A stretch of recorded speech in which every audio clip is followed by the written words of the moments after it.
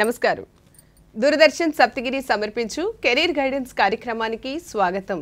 ఈనాటి కార్యక్రమంలో career options with economics అనే అంశం గురించి చక్కటి వివరణ అందించేందుకు మనతో పాటు ఉన్నారు head department of economics SRR and CVR government degree college Shri doctor N John Sukumar garu. వారితో మాట్లాడి మరిన్ని వివరాలు తెలుసుకుందాం. సార్ నమస్తే. సార్ నమస్కారం. సార్, ఈరోజు మనం career options along with economics అనే అంశం గురించి చర్చించుకోబోతున్నాం. సార్, ముందుగా ఈ ఎకనామిక్స్ అర్థశాస్త్రం అనేటటువంటి అంశం అంటే ఏంటి, మరి ముఖ్యంగా ఇది ఎందుకు అసలు చదవాలంటారు? అర్థశాస్త్రం, ఎకనామిక్స్ అది మనం ఎందుకు చదవాలి, అర్థశాస్త్రం అంటే ఏమిటి అనే విషయాన్ని తెలుసుకునే ముందు చాలామంది విద్యార్థులు అర్థశాస్త్రాన్ని చాలా కష్టతరమైనటువంటి సబ్జెక్టుగా భావిస్తూ ఉంటారు. ఎందుకు ఇది కష్టతరమైన సబ్జెక్టుగా భావిస్తారు, అది ఎంత సులభమైన సబ్జెక్టో ముందుగా తెలియజేసి తరువాత అర్థశాస్త్రం అంటే ఏంటి, అది మనము ఎందుకు చదవాలో తెలుసుకుందాం. అర్థశాస్త్రం అనేది మానవ జీవితానికి, మానవుని యొక్క కార్యకలాపాలకి అత్యంత సన్నిహితంగా ఉన్నటువంటి సబ్జెక్ట్. మనం రోజువారీ చేసేటువంటి కార్యకలాపాలన్నింటికీ అర్థశాస్త్రంతో చాలా దగ్గర సంబంధం ఉంది. మనం పొద్దున నిద్ర లేచిన దగ్గర నుంచి రాత్రి పడుకోబోయే వరకు మనం చేసేటువంటి అన్ని కార్యకలాపాల్లో ఈ అర్థశాస్త్రం అనేది ఇమిడి ఉంది. ఫర్ ఎగ్జాంపుల్, మనం పొద్దున నిద్ర లేవగానే మనం బ్రష్ చేయడానికి వెళ్తాం. బ్రష్ చేయడానికి వెళ్ళినప్పుడు మనకు బ్రష్, పేస్టు, ఇతర వస్తువులు అవసరమవుతాయి. ఇవన్నీ మనకి ఎక్కడి నుండి లభ్యమవుతాయి? మనము మార్కెట్కి వెళ్ళి బ్రష్ని కానీ పేస్ట్ని కానీ మనం కొనుగోలు చేస్తాం. అలా కొనుగోలు చేసేటప్పుడు కొన్ని రకాలైనటువంటి పేస్టులు వాళ్ళ యొక్క అభిరుచుల మేరకు కొనుగోలు చేయడం అనేది జరుగుతుంది. అలాగే ఈ వస్తువులు ఎక్కడ లభ్యమవుతాయి? మార్కెట్లో అమ్మకందారుల దగ్గర లభ్యమవుతాయి. అంటే ఈ వస్తువులు అమ్మకందారుల దగ్గర నుంచి మనం కొనుగోలు చేస్తాం. అంటే ఇవి మన చేతికి ఉచితంగా రావు, మనము ద్రవ్యం లేదా డబ్బు ఇచ్చి వాటిని కొనుగోలు చేయడం అనేది జరుగుతుంది. అంటే మనము నిద్ర లేచినప్పుడు చేసిన మొదటి పని బ్రష్ చేయటం, అది ఒక ఆర్థిక కార్యకలాపం. ఈ వస్తువుల్ని మనం మార్కెట్కి వెళ్ళి కొనుగోలు చేయటం, అమ్మకం చేయటం, మారకం చేయటం అంటే మొదటి పని ఒక ఆర్థిక కార్యకలాపం. దాని తర్వాత మనం ఒక టీ కానీ కాఫీ కానీ తాగాలని అనుకున్నాం. బ్రష్ అయిన తర్వాత టీ తాగాలన్నా కాఫీ తాగాలన్నా మనకి ఏ ఏ వస్తువులు అవసరమవుతాయి? టీ తాగడానికి మనకి టీ పొడి అవసరం, అలాగే పాలు అవసరం, అలాగే ఒక గిన్నె అవసరం, గ్యాస్ స్టవ్ అవసరం, గ్యాస్ బండ అవసరం, గ్యాస్ని వెలిగించడానికి లైటర్ అవసరం. సో ఇన్ని వస్తువులు మనకి ఎక్కడి నుండి మన ఇంట్లోకి అవి వచ్చాయి. వీటిని కూడా మనం మార్కెట్కి వెళ్ళి కొనుగోలు చేస్తాం. సో కాబట్టి మనము చేసేటువంటి ప్రతి పనిలో కూడా ఈ ఆర్థిక శాస్త్రానికి సంబంధించిన అంశాలు ఇమిడి ఉంటాయి. అలాగే మీరు చివరికి మనం రోజువారీ కార్యకలాపాలన్నీ ముగించుకొని రాత్రి మనం పడుకోబోయే ముందు కూడా మనం అనేక వస్తువుల్ని పడుకునే ముందు కూడా ఉపయోగిస్తూ ఉంటాం.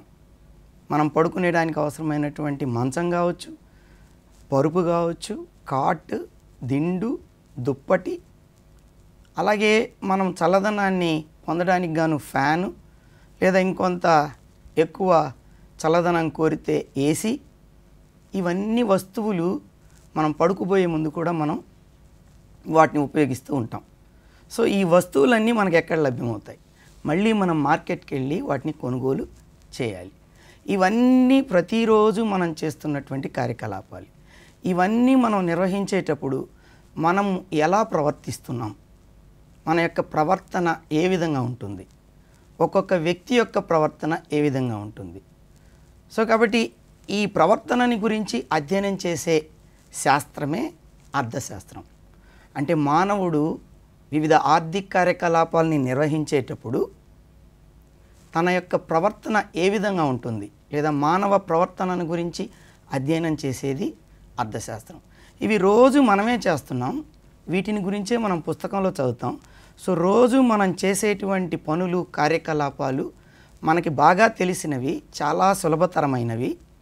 కాబట్టి మనం చదివే అర్థశాస్త్రం కూడా చాలా సులభతరమైనది. మనం చేసే పనులనే మనం పుస్తక రూపంలో చదువుతాము, అదే అర్థశాస్త్రం. కాకపోతే ఇక్కడ కొన్ని చిన్న చిన్న భావనల గురించి మనం తెలుసుకుంటే అర్థశాస్త్రం చాలా సులభంగా మనము అర్థం చేసుకోవచ్చు. ఫర్ ఎగ్జాంపుల్, మనం ఇప్పుడు కొనుగోలు చేశాము అని అన్నాము. కొనుగోలు చేసే పరిమాణమే డిమాండ్. అట్లాగే అమ్ముతున్నారు వాళ్ళు, అమ్మకందారులు, వాళ్ళు అమ్మకం చేసే పరిమాణమే సప్లై. కాబట్టి డిమాండు, సప్లై ఇవి మార్కెట్లో ఉన్నటువంటి శక్తులు.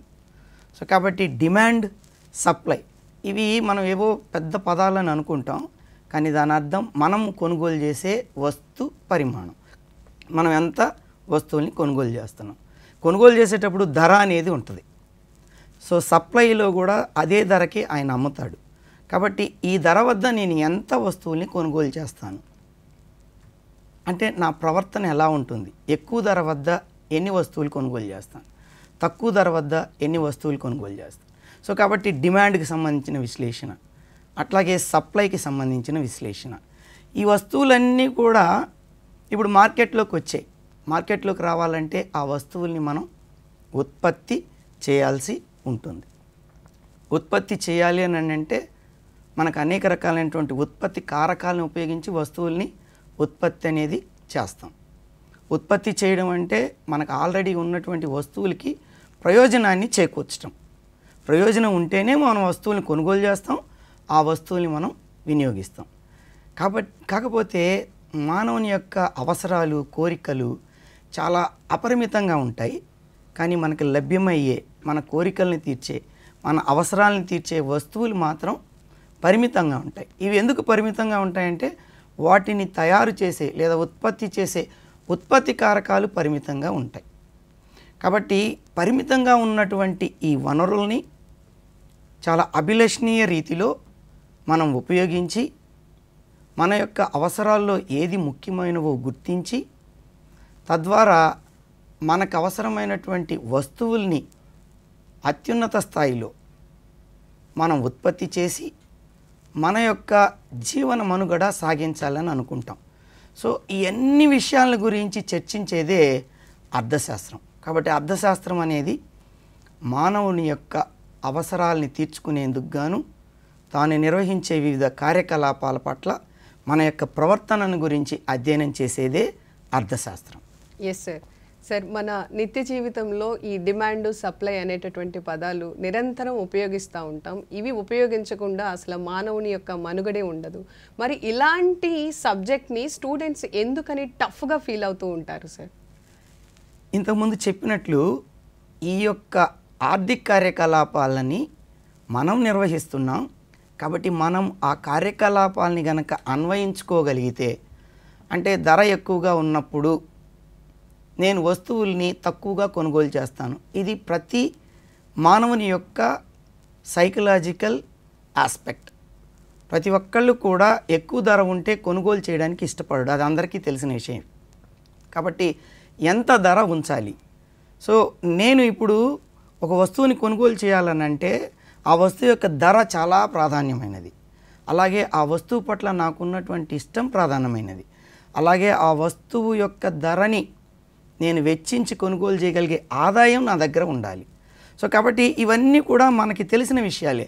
డిమాండ్ అనగానే విద్యార్థులు అది ఏదో ఒక పెద్ద విషయం అని అనుకుని యాక్చువల్గా రోజు మనం చేసేటువంటి ఆ పనుల్ని వాళ్ళు మర్చిపోయి తాము అది వేరే సంబంధించిన సబ్జెక్ట్ అని భావించటం వల్ల మాత్రమే ఇది కష్టతరంగా భావిస్తూ ఉంటారు. తాము అనేక కార్యకలాపాలు చేసేటప్పుడు తమకు ఆదాయం వస్తుంది. ఈ ఆదాయాన్ని ఎలా ఖర్చు పెడతారు, వీటన్నింటి గురించి అర్థశాస్త్రం చెప్తుంది. కాబట్టి అర్థశాస్త్రం అనేది మన యొక్క ఆదాయం ఎలా పొందుతాము, ఏ కార్యకలాపాలు చేయడం వల్ల ఆదాయం పొందుతాం, వచ్చినటువంటి ఆదాయాన్ని ఎలా ఖర్చు పెట్టాలి. అందుకే అర్థశాస్త్రం అనేది మొదటగా గృహ నిర్వాహకత్వం అనే పదంలో నుంచి వచ్చింది. ఒక గృహాన్ని నిర్వహించాలంటే, ఒక గృహం ఒక నెల రోజులు మనుగడ సాగించాలంటే తమకు ఎంత ఆదాయాలు లభ్యమవుతున్నాయి, తాము వేటి వస్తువుల మీద, ఏ వస్తువుల మీద ఖర్చు పెట్టాలి, వ్యయం చేయాలి, ఎలా మనము కుటుంబాన్ని చక్కగా అనుకున్న విధంగా ఆ నెల అంతటా నడిపించాలి. ఇవన్నీ విషయాలు మనకు తెలిసినవే. కాకపోతే వీటిని మనం పుస్తకంలో ఉన్నటువంటి అర్థశాస్త్రానికి సంబంధించిన పదజాలం వల్ల అది కష్టంగా భావిస్తూ ఉంటారు.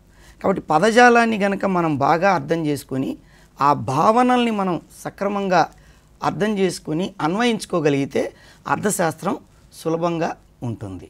Yes sir. సార్, ఇప్పుడు డిగ్రీ స్థాయిలో ఈ యొక్క ఎకనామిక్స్ సబ్జెక్ట్ని చదవటం వలన ఎలాంటి ఉపాధి అవకాశాలు ఉంటాయంటారు? అర్థశాస్త్రాన్ని డిగ్రీ స్థాయిలో చదివేటప్పుడు మిగిలిన అనేక సామాజిక శాస్త్రాలతో పోలిస్తే అర్థశాస్త్రం చాలా ఉపయుక్తంగా ఉంటుంది ఉపాధి అవకాశాల పట్ల. ఒక్క డిగ్రీ స్థాయిలో మాత్రమే కాకుండా ఇంకొంత ఉన్నతమైనటువంటి చదువులకు వెళితే మరిన్ని ఉపాధి అవకాశాలు లభ్యమవుతాయి. అర్థశాస్త్రానికి అనేక రకాలైనటువంటి సామాజిక శాస్త్రాలతో సంబంధం ఉంటుంది. అర్థశాస్త్రానికి పొలిటికల్ సైన్స్తో సంబంధం ఉంటుంది, హిస్టరీ, అలాగే జర్నలిజం, అలాగే లా, ఇంజనీరింగ్, సోషియాలజీ, ఇట్లా అనేక రకాలైనటువంటి సబ్జెక్ట్స్తో ఇది సంబంధాన్ని కలిగి ఉంటుంది. కాబట్టి దీంతోపాటు మిగిలిన సబ్జెక్ట్స్లో కూడా కొంతమేరకు వాళ్ళు అవగాహన పెంపొందించుకోగలిగితే అర్థశాస్త్రం చదివిన విద్యార్థులుగా అనేక రకాలైనటువంటి ఉపాధి అవకాశాలు పొందుతారు. కేవలం డిగ్రీ స్థాయిలో కాకుండా ఇంకొంచెం ఉన్నత స్థాయిలో విద్యని కనుక పొందినట్లయితే వారు ఎక్కువ ఉపాధి అవకాశాలను పొందడానికి అవకాశం ఉంటుంది. ప్రస్తుతానికి మన రాష్ట్రంలో భారతదేశంలో కొత్తగా తీసుకొచ్చినటువంటి నూతన విద్యా విధానం NEP 2020 ప్రకారం మన రాష్ట్రంలో గత సంవత్సరం నుంచి సింగిల్ మేజర్ సబ్జెక్ట్ కింద డిగ్రీ అనేది నిర్వహిస్తూ ఉన్నారు. 4 సంవత్సరాల హానర్స్ కోర్స్ కింద. సో ఇందులో BA ఎకనామిక్స్ అనేది ఉంటుంది. దాదాపు 21 రకాల ఎకనామిక్స్ సబ్జెక్ట్స్ గురించి విద్యార్థి BA ఎకనామిక్స్ హానర్స్లో చదవడం అనేది, దాన్ని అధ్యయనం చేయడం అనేది జరుగుతుంది. కాకపోతే ఈ BA హానర్స్ 4 ఇయర్స్ కోర్స్తో పాటు ఒక మైనర్ సబ్జెక్ట్ని కూడా విద్యార్థి నేర్చుకోవాల్సి ఉంటుంది. ఇది చదివినప్పుడు ప్రైవేట్ రంగంలో UG లెవెల్లో అనేక రకాలైనటువంటి అవకాశాలు ఉన్నాయి. కానీ ప్రభుత్వ రంగానికి వచ్చేసరికి మనం PG స్థాయిలో మాత్రమే అనేక రకాలైనటువంటి అవకాశాలని పొందగలుగుతాం. Yes sir. సార్, ఇప్పుడు ఏదైతే డిగ్రీ మరియు PG స్థాయిలో ఈ ఎకనామిక్స్ని స్టడీ చేయటం వలన జాబ్స్ వస్తాయంటారా, ఆర్ ఎల్స్ ఇంకా ఏదైనా క్వాలిఫైడ్ ఎగ్జామినేషన్స్ రాయాలంటారా? తెలియజేయండి సార్. PG ఎకనామిక్స్లో చేయడానికి అనేక రకాలైనటువంటి ఎంట్రన్స్ టెస్ట్లు ఉన్నాయి. వాటిని గురించి ఇప్పుడు మనం తెలుసుకుందాం. అందులో మొదటిది common university entrance test, CUET అంటాం. ఇది నేషనల్ టెస్టింగ్ ఏజెన్సీ ఇది నిర్వహిస్తూ ఉంటుంది. UGC యూనివర్సిటీస్ గ్రాంట్స్ కమిషన్ ఒక ఆలోచన చేసింది. దేశంలో ఉన్నటువంటి అన్ని సెంట్రల్ యూనివర్సిటీస్, అన్ని state universities, deemed to be universities ఏవైతే ఉన్నాయో PG ఈ యూనివర్సిటీలు అందించే విషయంలో ఒకే ఒక ప్రవేశ పరీక్షని నిర్వహించాలి అని. అదే ఉద్దేశంతో 2020 నుంచి ఒకే ప్రవేశ పరీక్షని నేషనల్ టెస్టింగ్ ఏజెన్సీ UGC ఆధ్వర్యంలో ప్రతి సంవత్సరం నిర్వహించడం జరుగుతుంది. దీనిలో ఉత్తీర్ణులైన విద్యార్థులకు దాదాపు 53 సెంట్రల్ యూనివర్సిటీస్లో PGలో ఎకనామిక్స్లో తాము ప్రవేశాలు పొందడానికి అవకాశం ఉంటుంది. ఎకనామిక్స్కి సంబంధించి అలాగే అనేక రకాలైన దాదాపు 80 సబ్జెక్ట్స్లో ఈ యొక్క టెస్ట్ నిర్వహించడం జరుగుతుంది. అందులో ఎకనామిక్స్లో 75 మార్కులకి ఈ ప్రశ్నాపత్రం ఉంటుంది. ఒక్కొక్క ప్రశ్నకి 4 మార్కులు ఇవ్వడం జరుగుతుంది. అలాగే నెగటివ్ మార్కింగ్ కూడా ఉంటుంది. కాబట్టి విద్యార్థులు ఈ టెస్ట్ రాయడం ద్వారా సెంట్రల్ యూనివర్సిటీస్లో తాము PG పొందడానికి అవకాశం ఉంటుంది. తాము డిగ్రీ స్థాయిలో చదివినటువంటి అర్థశాస్త్రానికి సంబంధించిన అనేక విభాగాలలో వీరు చక్కగా అధ్యయనం చేసి వాటిల్లో ఉన్నటువంటి కాన్సెప్ట్స్ని డీప్గా దాన్ని స్టడీ చేయడం ద్వారా ఈ పరీక్షని సులభంగా రాయడానికి అవకాశం ఉంటుంది. మైక్రో ఎకనామిక్స్, సూక్ష్మార్థశాస్త్రం, స్థూలార్థశాస్త్రం, developmental economics, Indian economy, mathematical economics, statistics ఇట్లాంటివి అనేక రకాలైనటువంటి అర్థశాస్త్రానికి సంబంధించిన సబ్జెక్టుల్లో ప్రశ్నలు ఉంటాయి. వీటిని సులువుగా ఆన్సర్ చేయడానికి గాను వీటన్నింటినీ తరోగా నేర్చుకోవాల్సి ఉంటుంది. Yes sir. సార్, ఇప్పుడు ఎంఏ ఎకనామిక్స్ పూర్తి చేసినటువంటి విద్యార్థులకి వారికి జాతీయ స్థాయిలో ఉపాధి అవకాశాలు, మరీ ముఖ్యంగా ప్రభుత్వ రంగంలో ఎలాంటి ఉపాధి అవకాశాలు ఉంటాయంటారు? ప్రభుత్వ రంగంలో ఉపాధి అవకాశాలు పొందడానికి పీజీ స్థాయిలో ఖచ్చితంగా మనం ఉత్తీర్ణత సాధించి ఉండాలి. ఇంతకుముందు చెప్పినట్టు కేవలం ఒక టెస్ట్ మాత్రమే నేను చెప్పాను, కానీ ఇంకా కొన్ని ముఖ్యమైనటువంటి 3 టెస్టులు ఇందుకు ఉన్నాయి. అందులో రెండోది ఏంటంటే గేట్. జనరల్గా ఈ గేట్ ఎగ్జామ్ అందరూ ఇంజనీరింగ్ విద్యార్థులకు మాత్రమే అని అనుకుంటూ ఉంటారు. సో ఇది graduate aptitude test in engineering. కానీ హ్యుమానిటీస్ కూడా ఉంటాయి. ఐఐటీస్లో కానీ, ఐఐఎస్సిలో కానీ, ఎన్ఐటీస్లో కానీ హ్యుమానిటీస్ విభాగం అనేది ఉంటుంది. ఈ హ్యుమానిటీస్ విభాగంలో గేట్కి సంబంధించి ఎకనామిక్స్ సబ్జెక్ట్ నందు ప్రత్యేకంగా ఒక టెస్ట్ నిర్వహించడం జరుగుతుంది. ఇది కంప్యూటర్ ఆధారిత పరీక్ష, సింగిల్ ప్రశ్నాపత్రం ఉంటుంది, 100 మార్కులకు ఉంటాయి. కాబట్టి చాలా కష్టతరంగా అనిపిస్తుంది.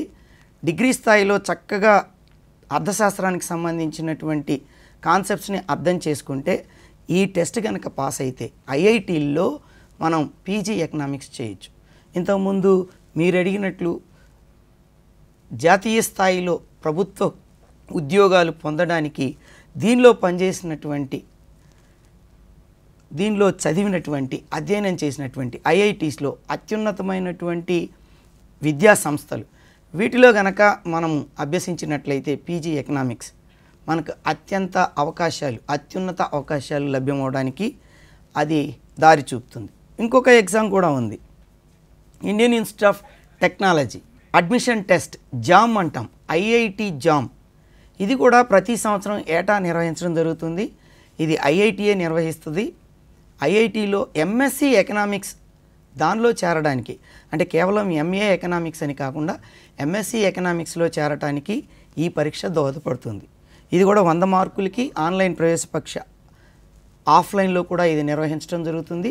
దీనిలో ఉత్తీర్ణులైన వారికి కూడా ఐఐటీల్లో పీజీ ఎకనామిక్స్లో ప్రవేశాలు ఉంటాయి. అత్యున్నత స్థాయిలో వారికి మంచి ఉద్యోగ అవకాశాలు లభ్యమవడానికి దోహదపడుతుంది. ఇక రాష్ట్ర స్థాయిలో తీసుకుంటే Andhra Pradesh post graduate common entrance test, AP PG set అనేది ఉంటుంది. ఇది కంప్యూటర్ ఆధారిత పరీక్ష, 100 మార్కులకి ప్రశ్నలు ఉంటాయి. సో దీనిలో క్వాలిఫై అయిన వారికి మన రాష్ట్రంలో ఉన్నటువంటి యూనివర్సిటీస్లో, డిగ్రీ కళాశాలల్లో, పీజీ ఉన్నటువంటి కళాశాలల్లో ఈ ఎంట్రన్స్ టెస్ట్ని క్వాలిఫై అవ్వడం ద్వారా ప్రవేశాలు పీజీ స్థాయిలో మనం పొందడానికి వీలవుతుంది.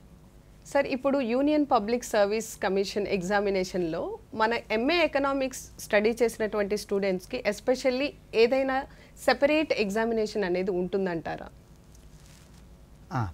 పీజీ స్థాయిలో మనం క్వాలిఫై అయిన తర్వాత ఎకనామిక్స్లో ఐఏఎస్ తరహాలో union public service commission IES, Indian economic service examination అనేటువంటి ఒక ప్రత్యేకమైనటువంటి పరీక్షని నిర్వహిస్తూ ఉంటుంది.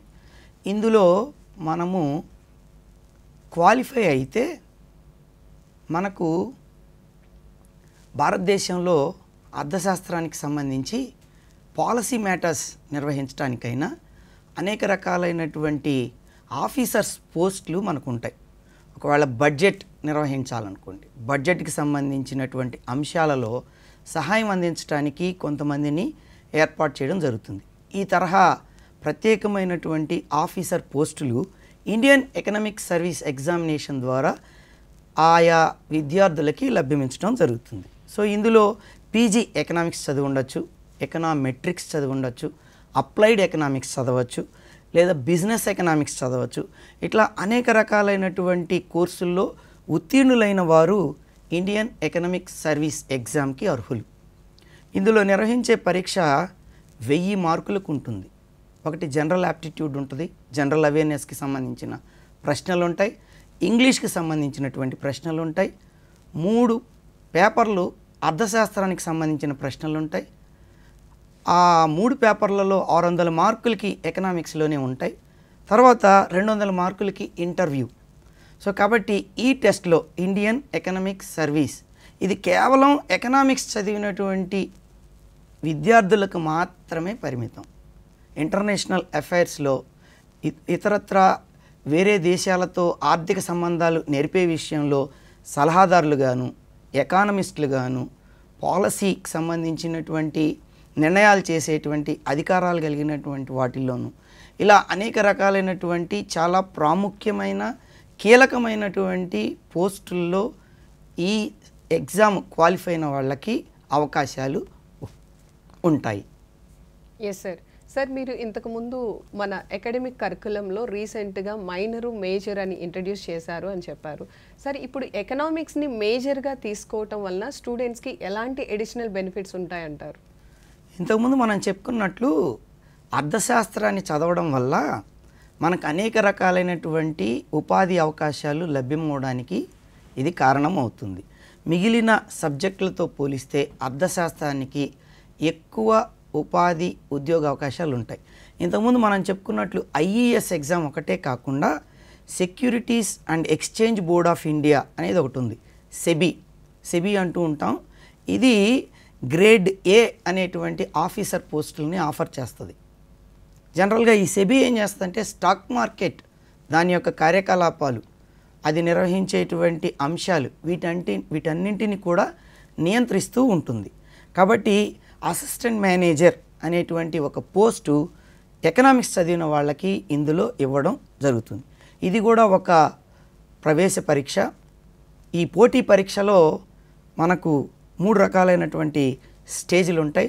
స్టేజ్ 1లో ఒక ఆబ్జెక్టివ్ పరీక్ష ఉంటుంది, ఎకనామిక్స్లో మాత్రమే. స్టేజ్ 2లో 2 పేపర్లు ఉంటాయి. ఈ 2 పేపర్లు ఎకనామిక్స్కి సంబంధించినటువంటి అంశాలలోనే ప్రశ్నలు వస్తాయి. కాబట్టి ఈ 2 వాళ్ళు క్వాలిఫై అయిన తర్వాత ఇంటర్వ్యూ అనేది నిర్వహించబడుతుంది. దానిలో ఎవరైతే ఇంటర్వ్యూ బాగా చేసి ఉత్తీర్ణులు అవుతారో 3టిని ఆధారం చేసుకుని ఈ గ్రేడ్ ఏలో అసిస్టెంట్ మేనేజర్ పోస్ట్ అనేది ఇవ్వడం జరుగుతుంది.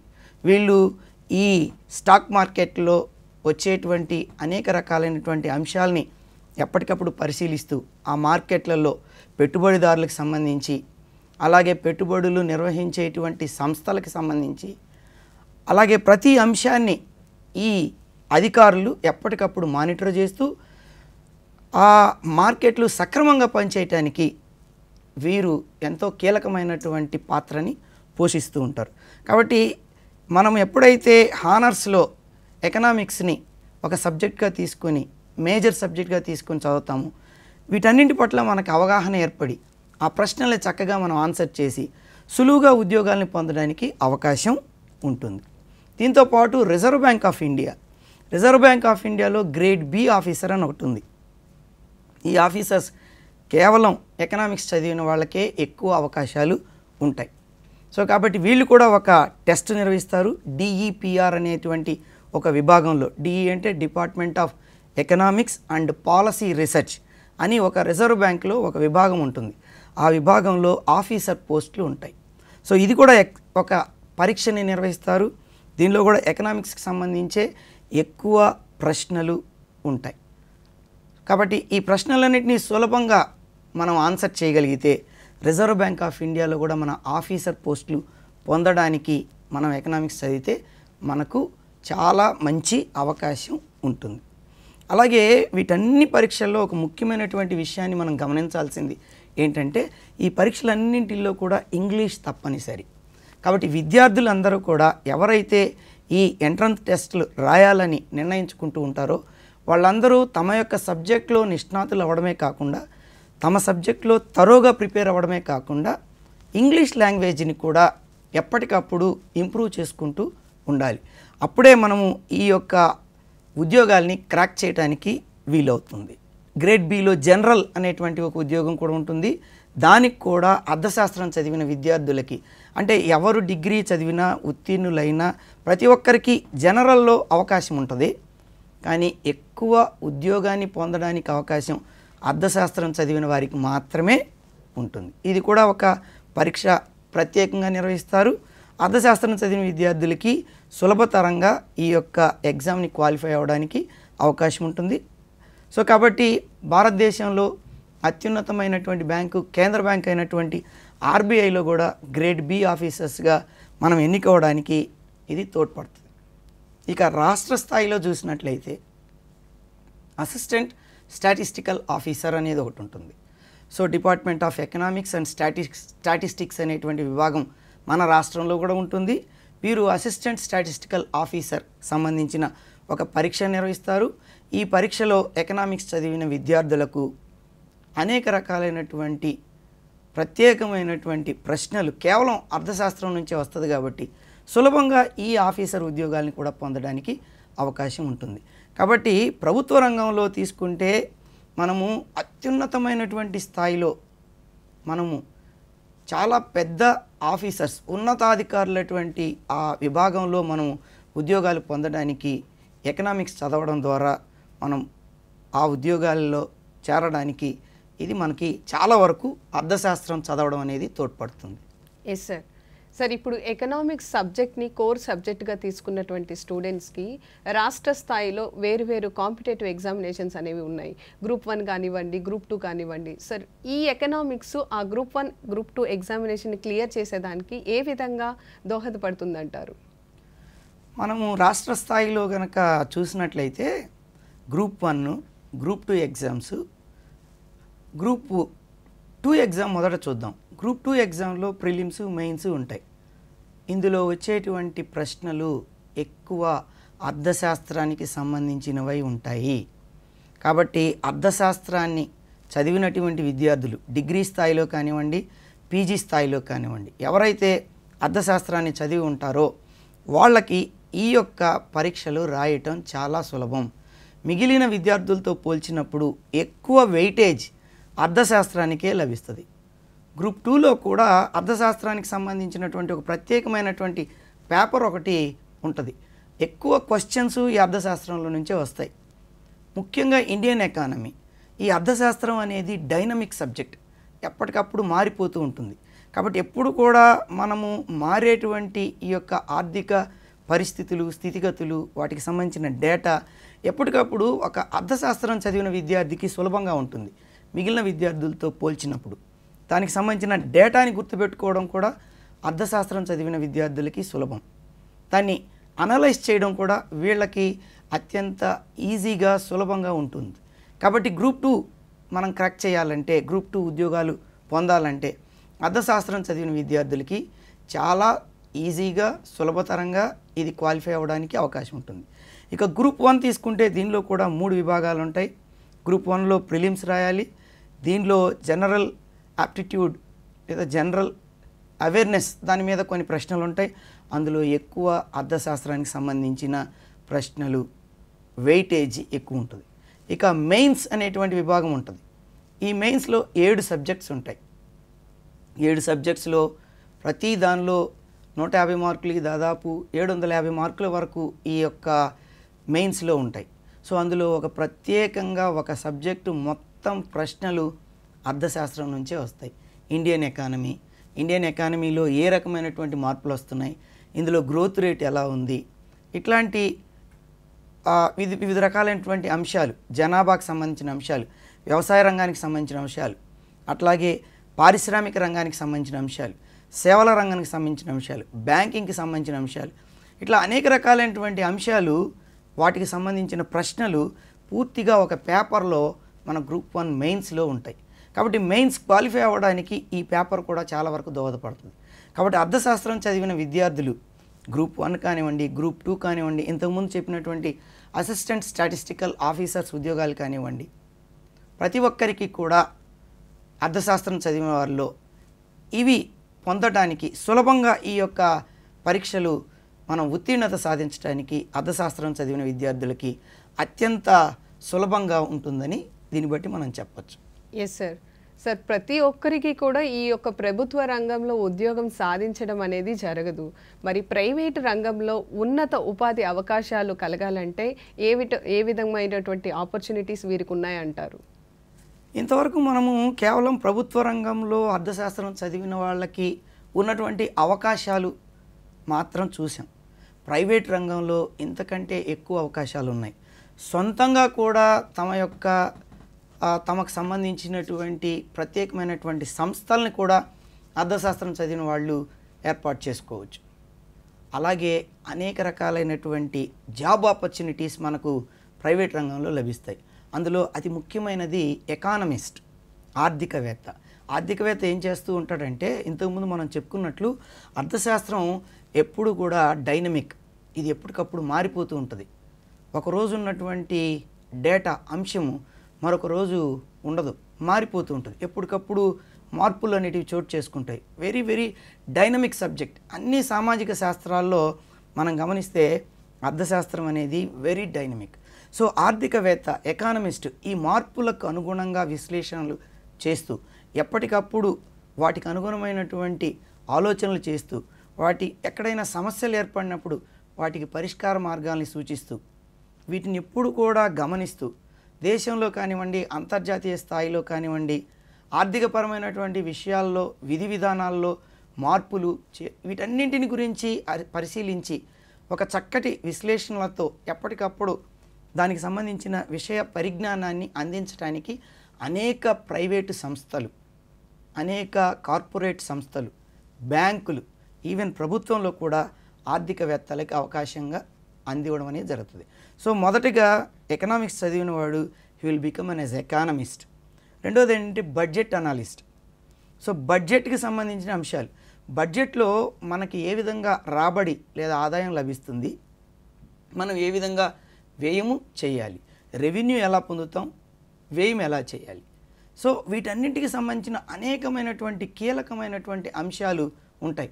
వీటన్నింటినీ విశ్లేషించడానికి గాను ఒక బడ్జెట్ విశ్లేషకుడు ప్రతి కంపెనీకి అవసరం. సో కాబట్టి బడ్జెట్ అనలిస్ట్ అనేటువంటి ఒక ఉద్యోగం ప్రైవేట్ రంగంలో అలాగే ప్రభుత్వ రంగంలో కూడా ఐఏఎస్ ఎగ్జామ్ ద్వారా పొందొచ్చు అని ఇంతకుముందు చెప్పుకున్నాం. సో ఇట్లా బడ్జెట్ అనలిస్ట్ ఐఏఎస్ ద్వారా కూడా పొందొచ్చు, అలాగే ప్రైవేట్ రంగంలో కూడా పొందొచ్చు. మార్కెట్ అనలిస్ట్ ఇది ఇంకొక రకమైన ఉద్యోగం. మార్కెట్లో ఏ రకమైనటువంటి మార్పులు జరుగుతున్నాయి, ట్రెండ్స్ ఎలా ఉన్నాయి, ఏ వస్తువులకి ఎక్కువ డిమాండ్ ఉంటుంది, ఏ వస్తువులకి సప్లై తక్కువగా ఉంది, సప్లైని పెంచడానికి ఏ చర్యలు తీసుకోవాలి, మార్కెట్లో వస్తున్నటువంటి మార్పులు ఏంటి, వీటన్నింటి గురించి అనలైజ్ చేయడానికి ఒక అర్థశాస్త్రం చదివిన విద్యార్థి అవసరం. కాబట్టి మార్కెట్ అనలిస్ట్ అనేటువంటి ఒక ఉద్యోగం. ఫైనాన్షియల్ అనలిస్ట్, ఫైనాన్షియల్ అంటే అనేక రకాలైనటువంటి ఫైనాన్షియల్ ఇష్యూస్ దేశంలో కానీ అంతర్జాతీయ స్థాయిలో కానీ జరుగుతూ ఉంటాయి. ఏ రకమైనటువంటి వాటిలో మనం పెట్టుబడులు పెట్టాలి, ఫైనాన్షియల్గా ఎలా ముందుకెళ్ళాలి, ఏ రకమైనటువంటి నిర్ణయాలు తీసుకోవాలి, ఎంత పెట్టుబడులు పెట్టాలి, ఇట్లాంటి అన్ని అంశాలు తెలియజేయడానికి ఫైనాన్షియల్ అనలిస్ట్ అవసరం. అర్థశాస్త్రం చదివినటువంటి విద్యార్థికి ఫైనాన్షియల్ అనలిస్ట్ అనేటువంటి ఉద్యోగం కూడా లభించేటువంటి అవకాశం ఉంది. అలాగే పాలసీ అనలిస్ట్, విధి విధానాలని రూపొందించడం, విధి విధానాలని విశ్లేషించడం.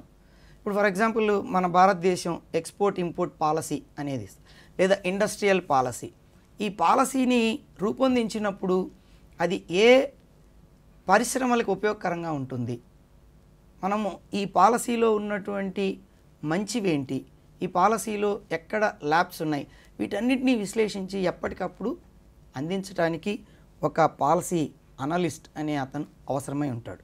అది కూడా అర్థశాస్త్రం చదివిన విద్యార్థి పాలసీ అనలిస్ట్గా కూడా ఉద్యోగాన్ని పొందడానికి అవకాశం ఉంటుంది. తర్వాత క్రెడిట్ అనలిస్ట్. క్రెడిట్ అనలిస్ట్ అంటే ఏంటంటే మామూలుగా బ్యాంకులు మనకి రుణాలను అందిస్తూ ఉంటాయి. రుణాలను అందించేటప్పుడు రుణాలు ఇచ్చేవారు, తీసుకునేవారు క్రెడిట్కి సంబంధించిన అనేక అంశాలని పరిగణలోకి తీసుకోవాలి. తీసుకునే వారి యొక్క క్రెడిట్ స్కోర్ ఎలా ఉంది, ఈ రుణం తీసుకునేటువంటి వ్యక్తి యొక్క రుణ చరిత్ర ఎలా ఉంది, సిబిల్ స్కోర్ అని కూడా అంటాం. వీటిని అన్నిటినీ విశ్లేషించి ఈయనకి ఎంతవరకు మనము ఆ రుణాలను అందించవచ్చు, ఎంత కాలం వరకు అందించవచ్చు, వీటన్నింటినీ అనలైజ్ చేసి ఇచ్చేటువంటి బ్యాంకులకి, తీసుకునేటువంటి వ్యక్తులకి చక్కటి మార్గనిర్దేశం చేయడానికి క్రెడిట్ అనలిస్ట్ అనే ఆయన అవసరం అవుతాడు. కాబట్టి అర్థశాస్త్రం చదివిన విద్యార్థులు క్రెడిట్ అనలిస్ట్ అనేటువంటి ఉద్యోగాన్ని కూడా పొందగలుగుతారు. అట్లాగే ఎకనామిక్ కన్సల్టెంట్, ఆర్థిక సలహాదారులు. మొత్తం ఇంతకుముందు ఆర్థికవేత్త అన్నాము, ఆర్థికవేత్త ఇలా విశ్లేషణ చేసిన తర్వాత ఏ రకమైనటువంటి నిర్ణయాలు చేయాల్సి ఉంటుంది, ఏ రకంగా మనం ముందుకు వెళ్లాల్సి ఉంటుంది అని కార్పొరేట్ సంస్థలకైనా ప్రభుత్వానికైనా సలహాలను ఇస్తూ తాము తీసుకునేటువంటి నిర్ణయాలని చక్కగా దాన్ని ఇంప్లిమెంట్ చేయడానికి గాను ఈ యొక్క ఆర్థిక సలహాదారులు అనేటువంటి వారు అవసరమవుతారు. అర్థశాస్త్రం చదివిన విద్యార్థులు ఆర్థిక సలహాదారులుగా కూడా ఉద్యోగ అవకాశాలు పొందడానికి అవకాశం ఉంటుంది. ఇంకొక కొత్త అంటే ఇంతకుముందు ఒకసారి నేను పీజీ ఎంట్రన్స్ గురించి చెప్పేటప్పుడు జామ్ అని జాయింట్ అడ్మిషన్ టెస్ట్ అనేది ఒకటి ఏర్పాటు చేస్తారు ఎంఎస్సిలో ఎకనామిక్స్ చేయడానికి అన్నాం. దానిలో అతి ముఖ్యమైనటువంటి ఒక సబ్జెక్ట్ ఏంటంటే యాక్చువరీ. ఇది ఒక కొత్త పదంగా మనకు అనిపిస్తుంది. ఈ యాక్చువరీ అనేటువంటి ఈ యొక్క ఉద్యోగానికి చాలా ప్రాధాన్యత ఉంది ప్రస్తుత సమాజంలో. ఎందుకంటే మనం మొత్తం దేశం గమనించినట్లయితే ఈ మధ్యకాలంలో కొన్ని పాండమిక్ సిచ్యువేషన్స్ వచ్చాయి, వరదలు వస్తున్నాయి, డ్రాట్స్ వస్తున్నాయి, మనిషి యొక్క ఆరోగ్య విషయాల్లో చాలా మార్పులు వస్తున్నాయి. కాబట్టి రిస్క్ అనే దాని మీద అనలైజ్ చేయడానికి యాక్చువరీ అనేటువంటి ఒక ఉద్యోగస్తుడు అవసరం. సో ఈయన రిస్క్ ఎలా ఉంది, అన్సర్టనిటీ ఎలా ఉంది, బీమా చేయాలంటే ఏ విధంగా చేయాలి, ఎంత బీమాని నిర్ణయించాలి, సో ఇట్లాంటివంటి అన్ని అంశాలని గురించి అనలైజ్ చేసి ఆయా బీమా సంస్థలకి ఎప్పటికప్పుడు సలహాలు అందిస్తూ ఉండడానికి యాక్చువరీ అనేటువంటి ఒక ఉద్యోగం అనేది ఇప్పుడు ప్రత్యేకంగా ఇప్పుడున్నటువంటి పరిస్థితుల్లో చాలా ప్రాముఖ్యమైనటువంటి ఉద్యోగాన్ని అర్థశాస్త్రం చదివిన విద్యార్థులకి ఇది. తర్వాతది ప్రొడక్ట్ మేనేజర్. సో ఉత్పత్తి అనేది ఎంత మనం సాధించాలి, ఏ వస్తువుల ఉత్పత్తి జరగాలి, ఏ పరిమాణంలో జరగాలి, ఈ ఉత్పత్తి చేయబడినటువంటి వస్తువుల్ని ఎలా మార్కెట్ చేయాలి, ఇవన్నీ తెలియజేయడానికి గాను, ఇవన్నీ విశ్లేషించడానికి గాను ఒక ప్రత్యేకమైనటువంటి ఉద్యోగం ఉంది, అది ప్రొడక్ట్ మేనేజర్. ఈ ఉద్యోగాన్ని కూడా అర్థశాస్త్రం చదివిన విద్యార్థులకి చాలా అవకాశం ఉంది పొందడానికి. తర్వాత లోన్ ఆఫీసర్. ఇంతకుముందు మనం క్రెడిట్ అనలిస్ట్ అన్నాం. క్రెడిట్ అనలిస్టు ఇలా అనలైజ్ చేసి ఇంత అమౌంట్ ఇవ్వాలి అని నిర్ణయించినప్పుడు లోన్ ఆఫీసర్ మిగతా అన్ని విషయాల్ని పరిశీలన చేసి లోన్ తీసుకునే వాళ్ళకి, లోన్ ఇచ్చే వాళ్ళకి ఒక మార్గదర్శకుడుగా ఉంటూ లోన్ తీసుకునే వాళ్ళు ఎంత కాలంలో ఈ లోన్లు వాళ్ళు తిరిగి కట్టాలి, ఏ విధంగా కట్టాలి, దానికి సంబంధించినటువంటి మార్గనిర్దేశకత్వం ఆ లోన్లు తీసుకునేటువంటి రుణ గ్రహీతలకి అందిస్తూ ఉంటారు. కాబట్టి ప్రతి బ్యాంకులోనూ ఈ లోన్ ఆఫీసర్ ఉద్యోగాలు లభ్యమవుతాయి. లోన్ ఆఫీసర్గా కూడా అర్థశాస్త్రం చదివిన విద్యార్థులకి అది అందుతూ ఉంటుంది. తర్వాతది ప్రత్యేకంగా అర్థశాస్త్రంతో పాటు దానికి సంబంధించి రిలేటెడ్ కొన్ని సబ్జెక్ట్స్ చదివినప్పుడు అర్థశాస్త్రంతో పాటు కొన్ని ప్రత్యేకమైనటువంటి సబ్జెక్ట్స్ అంటే స్టాటిస్టిక్స్, అర్థశాస్త్రంలో స్టాటిస్టిక్స్ కలిపి చదివినప్పుడు, కానీ స్టాటిస్టిక్స్ ఉండేటప్పుడు మనకి ఎకనామిక్స్లో చాలా బిగ్ డేటా ఉంటుంది, ఎప్పటికప్పుడు ఆ డేటా మారుతూ ఉంటుంది. సో మనం అనేక రకాలైనటువంటి అంశాలకు సంబంధించినటువంటి ఆ మార్పులు, ఆ డేటా, వీటన్నింటినీ మనం అనలైజ్ చేసి దానికి సంబంధించి ఒక విశ్లేషణ చేసి ఒక మంచి నిర్ణయాలు తెలియజేయడానికి గాను స్టాటిస్టీషియన్ అనేటువంటి ఉద్యోగం ఉంది. సో కాబట్టి ఎకనామిక్స్ చదివిన వాళ్ళకి స్టాటిస్టిక్స్ని ఒక ప్రత్యేకమైన సబ్జెక్టుగా గనక తాను మిగిలిన అంశాలతో కలిపి చదివితే స్టాటిస్టీషియన్గా పొందడానికి ఉద్యోగం అవకాశం ఉంది. తర్వాత ఏంటంటే ప్రాజెక్ట్ అనలిస్ట్. ప్రాజెక్ట్ అంటే మనం అనేక రకాలైనటువంటి ప్రాజెక్ట్స్ అనేటివి నిర్వహిస్తూ ఉంటాం. ఆ ప్రాజెక్టులలో మనకి అనలైజ్ చేయడానికి గాను ప్రాజెక్ట్ అనలిస్ట్ అనేటువంటి ఒక ఉద్యోగం ఉంటుంది. అటు ప్రైవేట్ రంగంలోనూ ఉంటుంది, ఇటు ప్రభుత్వ రంగంలో కూడా ప్రాజెక్ట్ అనలిస్ట్ అనే ఉద్యోగాన్ని పొందుతుంది. లా, ఎకనామిక్స్తో పాటు లా చదివితే ఈ మధ్యకాలంలో ఎకనామిక్స్ సంబంధించిన అనేక అంశాలు చట్టానికి లోబడి కొన్ని చేయనప్పుడు కోర్టులకి ఈ అంశాల పట్ల కోర్టులో కేసులు అవుతూ ఉంటాయి. వాటిని వాదించడానికి గాను ఈ అర్థశాస్త్రానికి సంబంధించిన అంశాల పట్ల పట్టు కలిగి ఉండి లా కనుక చదివితే you can become as a corporate lawyer. So కాబట్టి అర్థశాస్త్రంతో పాటు లా చదివినప్పుడు కార్పొరేట్ లాయర్ అనేటువంటి ఒక ఉద్యోగాన్ని పొందడానికి అవకాశం ఉంటుంది. అలాగే జర్నలిజం, ఎకనామిక్స్తో పాటు జర్నలిజం కనుక చదివితే మనము అనేక రకాలైనటువంటి మీడియా రంగంలో కూడా కేవలం బిజినెస్కి సంబంధించి ఎకానమీకి సంబంధించి విశ్లేషణలు చేసే ఛానల్స్ అనేక ఉన్నాయి. అలాగే అనేక రకాలైనటువంటి దినపత్రికలు ఉన్నాయి, వారపత్రికలు ఉన్నాయి. ఎకనామిక్స్కి సంబంధించినటువంటి జర్నల్స్లో వీళ్ళు రిపోర్టర్స్గా ఉద్యోగాలు పొందడానికి అవకాశం ఉంటుంది. సో బిజినెస్ రిపోర్టర్స్, జర్నలిస్టులు. సో కాబట్టి అర్థశాస్త్రంతో పాటు జర్నలిజం చదివితే ఈ అర్థశాస్త్రానికి సంబంధించిన అనేక అంశాలు ఆ జర్నలిజం ద్వారా విశ్లేషించి వివరించి వివరణాత్మకమైనటువంటి వ్యాసాలు రాయడానికి కూడా అవకాశం ఉంటుంది. రీసెర్చ్ అసిస్టెంట్ అనేటువంటి ఒక ఉద్యోగం కూడా ఉంది. సో కాబట్టి ఈ అర్థశాస్త్రంలో ఎప్పటికప్పుడు మార్పులు చేర్పులు జరుగుతూ ఉంటాయి, డైనమిక్గా ఉంటుంది. కాబట్టి రీసెర్చ్కి అత్యంత అవకాశాలు ఉన్నటువంటి శాస్త్రం ఏదంటే అర్థశాస్త్రం. సో కాబట్టి రీసెర్చ్ అసిస్టెంట్ అనేటువంటి ఉద్యోగాన్ని కూడా మనం పొందవచ్చు. సో ఇలా అనేక రకాలైనటువంటి ఉద్యోగాలు ప్రైవేట్ రంగంలో కూడా మన అర్థశాస్త్రం చదివినటువంటి విద్యార్థులు పొందడానికి అవకాశం ఉంది. దాదాపు 15 రకాలైనటువంటి ప్రైవేట్ రంగంలో ఉన్నటువంటి ఉపాధి అవకాశాలు ఇప్పుడు తెలియజేశాను. కాబట్టి అర్థశాస్త్రం అనేది చాలా ప్రాముఖ్యమైనటువంటి శాస్త్రం. దీన్ని మనం చదువుతూ ఉన్నప్పుడు మనకి మిగిలిన శాస్త్రాలతో పోలిస్తే, అంటే ఈ మధ్యకాలంలో కేవలం ఇంజనీరింగు లేదా మెడిసిను ఇట్లా ప్రతి పేరెంట్ కూడా వీటి మీదే ఎక్కువ కాన్సన్ట్రేట్ చేయడం జరుగుతుంది. కానీ ఎకనామిక్స్ లాంటి కొన్ని డైనమిక్ సబ్జెక్ట్స్ చాలా అద్భుతమైనటువంటి అంతర్జాతీయ స్థాయిలో కూడా ఉపాధి అవకాశాలు పొందేటువంటి పరిస్థితిని కల్పిస్తూ ఉన్నాయి. కాబట్టి అర్థశాస్త్రాన్ని చదవడం వల్ల మనకి ప్రైవేట్ రంగంలోనూ ప్రభుత్వ రంగంలోనూ అనేక రకాలైనటువంటి ఉపాధి అవకాశాలు లభ్యమవుతాయి. Yes sir. సార్, ఇప్పుడు ఉన్నటువంటి సొసైటీలో జాబ్స్ లేవు అని చెప్పి చాలామంది స్టూడెంట్స్ అపోహపడుతున్నారు. కానీ మీరు ప్రభుత్వ రంగంలోనూ ప్రైవేటు రంగంలోనూ ఇన్ని జాబ్ ఆపర్చునిటీస్ని తెలియజేశారు. సార్, ఇప్పుడు ఎస్పెషల్లీ కొంతమందికి ఇంటర్నేషనల్ ఆర్గనైజేషన్స్ ఏవైతే ఉన్నాయో, వరల్డ్ బ్యాంక్ కానివ్వండి, IMF, వీటిల్లో జాబ్ చేయాలని ఉంటుంది. మరి ఎకనామిక్స్ చదివిన వాళ్ళకి ఎలాంటి ఉపాధి అవకాశాలు ఉంటాయంటారు? ఇంతకుముందు నేను మన జాతీయ స్థాయిలో ఉద్యోగావకాశాలు పొందేయడానికి చెప్పినప్పుడు రిజర్వ్ బ్యాంక్ ఆఫ్ ఇండియాలో ఉద్యోగావకాశాలు, SEBI securities exchange board of India దానిలో ఉద్యోగావకాశాలు, ఇట్లా అనేక బ్యాంకింగ్ రంగంలో ఉద్యోగావకాశాలు లభ్యమవుతున్నాయి. అదేవిధంగా ఇంటర్నేషనల్ మానిటరీ ఫండ్ అనేది ఒకటి ఉంది. దానిలో కూడా నువ్వు ఎకనామిక్స్ చదివితే మనం గనక అనేక రకాలైనటువంటి ఉద్యోగ అవకాశాలు ఇంటర్నేషనల్ మానిటరీ ఫండ్ అనే దానిలో వస్తుంది. అట్లాగే వరల్డ్ బ్యాంక్ అనేది ఒకటి ఉంది, దీని IBRD అంటాం. సో ఈ బ్యాంకులో కూడా ఉన్నతమైనటువంటి అధికారుల అవకాశాలు ఉంటాయి. అలాగే అనేక రకాలైనటువంటి యూనివర్సిటీస్ ఉన్నాయి. విదేశీ యూనివర్సిటీస్లో మనం PhD చేసి రీసెర్చ్ చేసినప్పుడు పెద్ద పెద్ద యూనివర్సిటీస్లో మనం ప్రొఫెసర్స్గా ఉద్యోగాలు పొందేదానికి అవకాశం ఉంటుంది.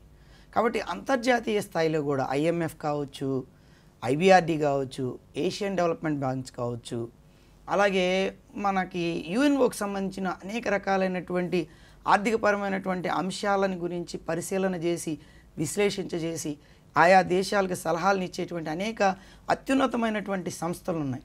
ఆ సంస్థలన్నింటిలో కూడా అర్థశాస్త్రం చదివిన విద్యార్థులకి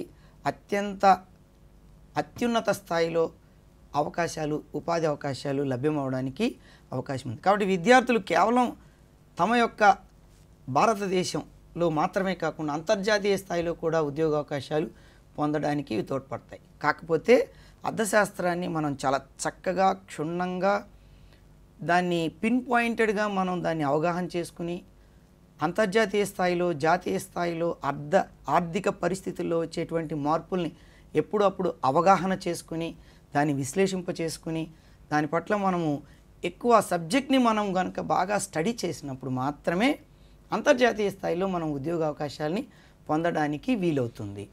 ఎస్ సార్.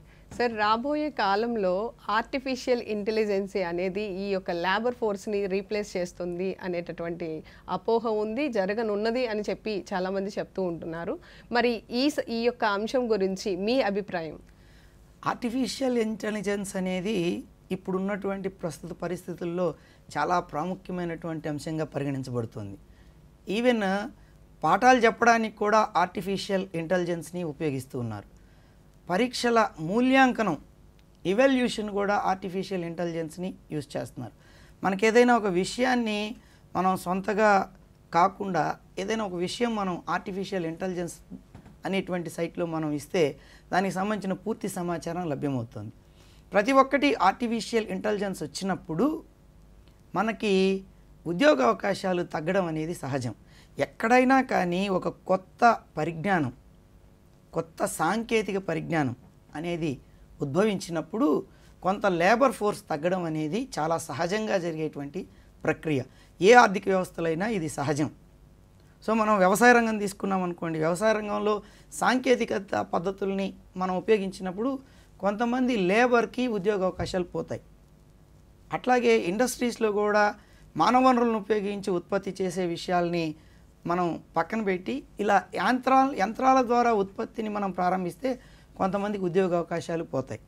కాకపోతే ఇక్కడ మనం గమనించాల్సింది ఏంటంటే, ఏదైతే కొత్త సాంకేతిక పరిజ్ఞానం వచ్చిందో దానికి సంబంధించినటువంటి అనేక అంశాలను, దానికి సంబంధించిన నైపుణ్యతల్ని మనము ప్రత్యేకంగా నేర్చుకోవాల్సి ఉంటుంది. మీరు ఇప్పుడు చెప్పినట్లు ఏఐ అన్నారు, ఆర్టిఫిషియల్ ఇంటెలిజెన్స్. అలాగే ఇంతకుముందు అర్థశాస్త్రానికి సంబంధించి కొన్ని ప్రత్యేకమైనటువంటి సబ్జెక్ట్స్ అర్థశాస్త్రంతో పాటు చదువుకోవాలి అని నేను ఇంతకుముందు చెప్పాను. అప్పుడు ప్రత్యేకమైన ఉపాధి అవకాశాలు లభ్యమవుతాయని. అలాగే ఇప్పుడు కంప్యూటర్ని కూడా అర్థశాస్త్రంతో పాటు ప్రత్యేకంగా నేర్చుకోవాల్సిన పరిస్థితి ఉంది.